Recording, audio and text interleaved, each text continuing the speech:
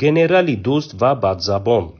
сардори омон хуршед муҳаммадзода ба сӯи чанд ҷавон дар хорух тир андохт ва 2 нафарро маҷрӯҳ кард ва як хонуми сокини ин шаҳрро ба таҷовузи ҷинсӣ таҳдид кард. ин кори ӯ боиси эътирози мардуми хорух дар назди бинои ҳукумати вилояти мухтори кӯҳистони бадахшон шуд. 6 сол қабл низ мақомоти тоҷикистон ба хорух артиш ворид карда буданд, аммо шикасти сангине аз гурӯҳҳои худдифоии мардумӣ хӯрданд ва хорухро тарк карданд.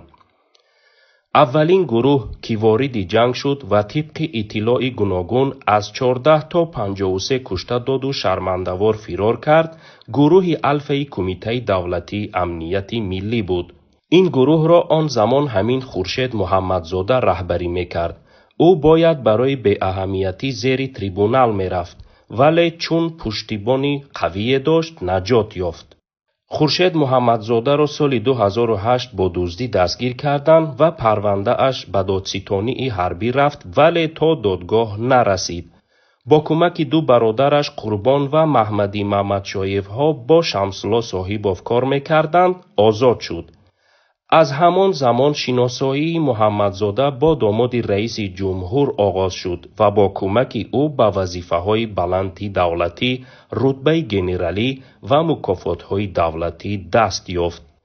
шиносҳояш Муҳаммадзодаро як нафари бисьёр бадахлоқ ва хашину бадзабон мешиносанд.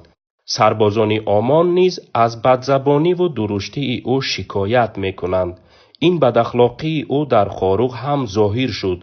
ӯ на танҳо бидуни сабабе ба тарафи афроди бегуноҳ тир кушод, балки як зани сокини хорухро ба таҷовузи ҷинсӣ таҳдид кард.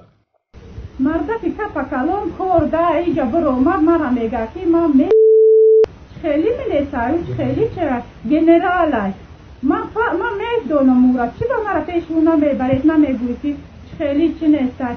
даст ба хушунат задани Муҳаммадзода фармони мақомоти болотаре аст ё як амалкарди худсаронаи ӯ маълум нест.